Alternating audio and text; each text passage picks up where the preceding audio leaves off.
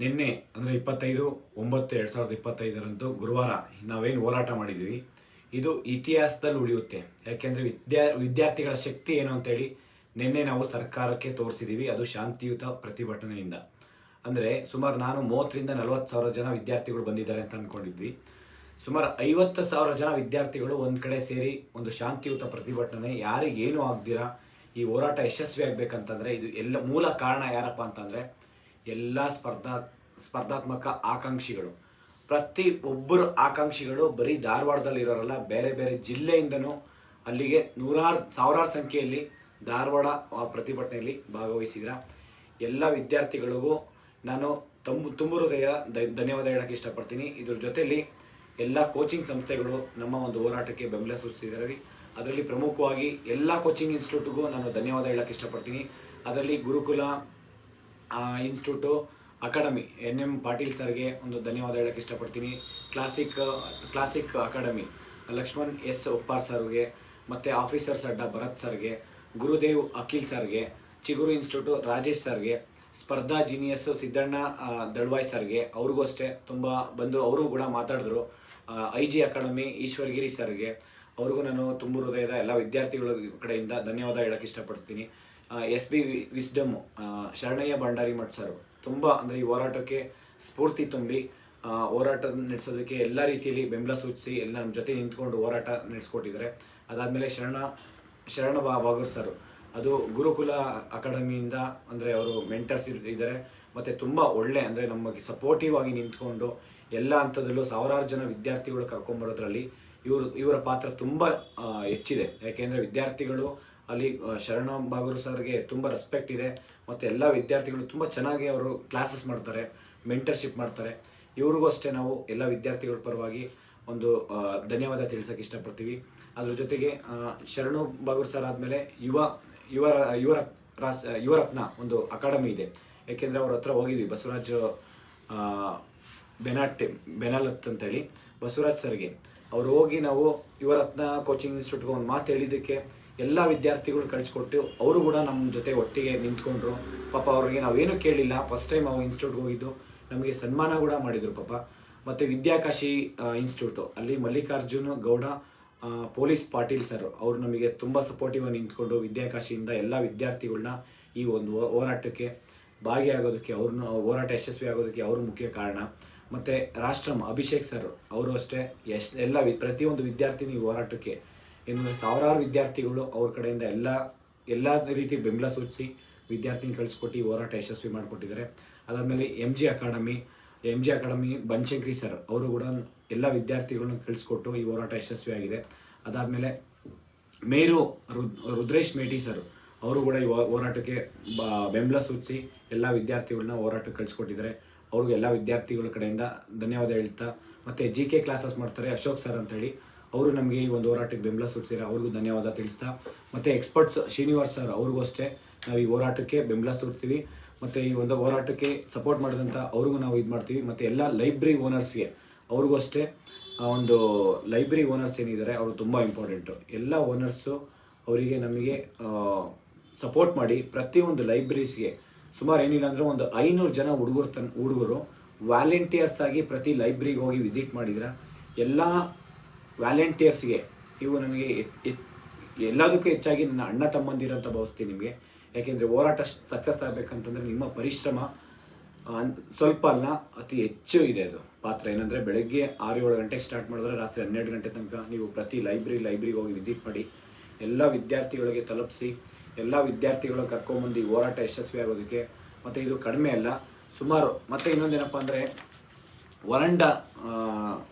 ವರಂಡ academy ಅಂತ ಹೇಳಿದೆ, ಅವ್ರಿಗೆ ತುಂಬ ಅಂದರೆ ಎಲ್ಲ ವಿದ್ಯಾರ್ಥಿಗಳು ಆ ಬಿಸಿಲಲ್ಲಿ ನಡ್ಕೊಂಡು ಹೋಗ್ಬೇಕಾದ್ರೆ ಸಾವಿರಾರು ಲೀಟ್ರ್ ವಾಟರ್ ಬಾಟ್ಲು ಕಳಿಸಿ ಈ ಒಂದು ಹೋರಾಟಕ್ಕೆ ಯಾರು ಹೋರಾಟ ಮಾಡ್ತಿದ್ರು ಅಷ್ಟು ಸಾವಿರಾರು ಬಾಟ್ಲು ನೀರು ಕೊಟ್ಟು ಎಲ್ಲ ದಣಿವಾರಿಸಿದ್ದಾರೆ.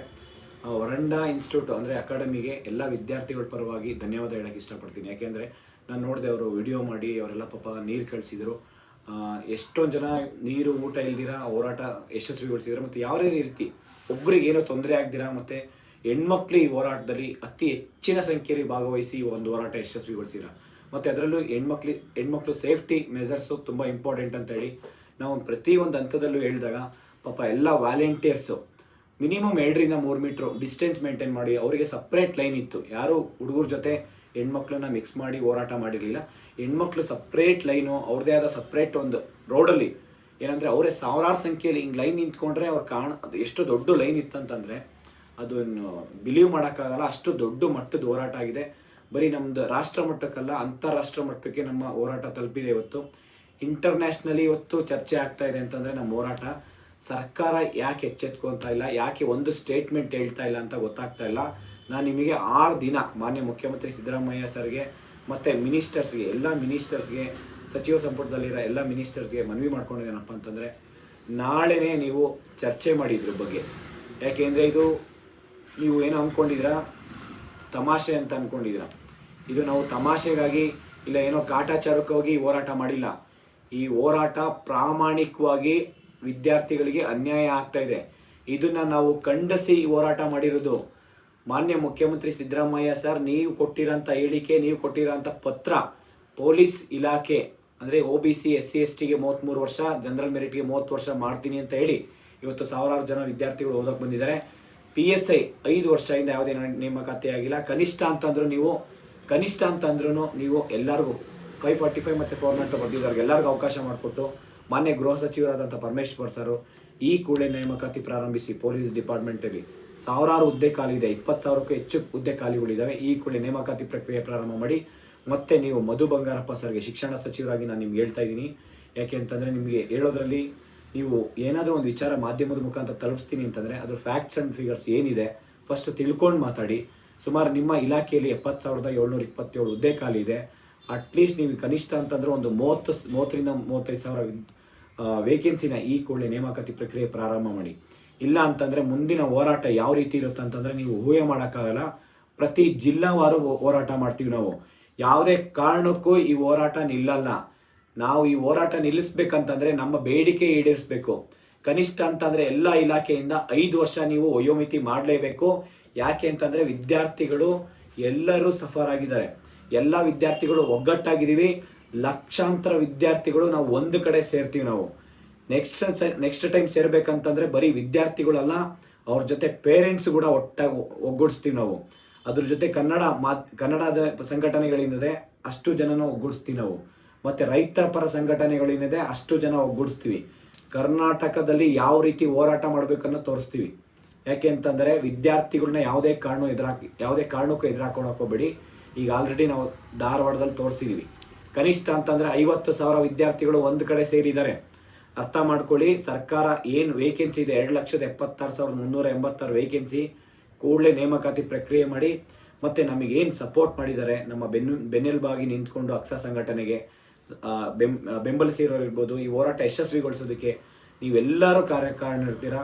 ಈ ಒಂದು ಮಾಧ್ಯಮ ಮಿತ್ರರಿಗೆ ನಾನು ಮನವಿ ಮಾಡ್ಕೊಳೋದೇನಪ್ಪ ಅಂತಂದರೆ ಕೂಡಲೇ ಪ್ರತಿ ಮಿನಿಸ್ಟರ್ಸು ಮತ್ತು CMಗೆ ಒಂದು ಚರ್ಚೆ, ಅಂದರೆ ನೀವು ಅವರಿಗೆ ಪ್ರಶ್ನೆ ಮಾಡಬೇಕಾಗುತ್ತೆ. ಸರ್, ನಾವು ಕೊಟ್ಟಿರೋದು 1 ವಾರ ಗಡುವು ಕೊಟ್ಟಿದ್ದೀವಿ. ನೆಕ್ಸ್ಟ್ 6 ದಿನದಲ್ಲಿ ಅವರೇನಾದರೂ ನೇಮಕಾತಿ ಅಂದರೆ ವಯೋಮಿತಿ ಹೆಚ್ಚಿಸಿ ನೇಮಕಾತಿ ಪ್ರಕ್ರಿಯೆ ಪ್ರಾರಂಭ ಮಾಡಿಲ್ಲ ಅಂತಂದರೆ ರಾಜ್ಯಾದ್ಯಂತ ಪ್ರತಿ ಜಿಲ್ಲಾವಾರು ಪ್ರತಿಭಟನೆ ಆಗುತ್ತೆ. ಇದು ನಿನ್ನೆ ಕೊಟ್ಟಿರೋ ವಿದ್ಯಾರ್ಥಿಗಳು ಎಚ್ಚರಿಕೆ. ಇದು ಯಾರು ಸುಮ್ಮನೆ ಮಾಡಿಲ್ಲ ಸರ್. ಪ್ರತಿಯೊಬ್ಬರು ಕಷ್ಟದಿಂದ ಪ್ರಾಮಾಣಿಕದಿಂದ ಓದ್ತಾ ಇರೋ ವಿದ್ಯಾರ್ಥಿಗಳು ಮಾಡಿರೋ ಹೋರಾಟ ಇದು. ಈ ಹೋರಾಟಕ್ಕೆ ನೀವೇನಾದರೂ ತಲೆಬಾಗಿ ನಮ್ಮ ಬೇಡಿಕೆ ಈಡೇರಿಸಿಲ್ಲ ಅಂತಂದರೆ ಮುಂದಿನ ಹೋರಾಟ ನೀವು ಯಾವ ರೀತಿ ಇರುತ್ತೆ ಅಂತ ನೀವೇ ಎದುರಿಸ್ಬೇಕಾಗುತ್ತೆ ಸರ್ಕಾರ. ಎಲ್ಲ ವಿದ್ಯಾರ್ಥಿಗಳು ಮತ್ತೊಮ್ಮೆ ನಾನು ಕೇಳ್ಕೊಳ್ತೀನಿ, ಈ ಹೋರಾಟ ಯಶಸ್ವಿ ಆಗೋದಕ್ಕೆ ನೀವೇ ಕಾರಣ.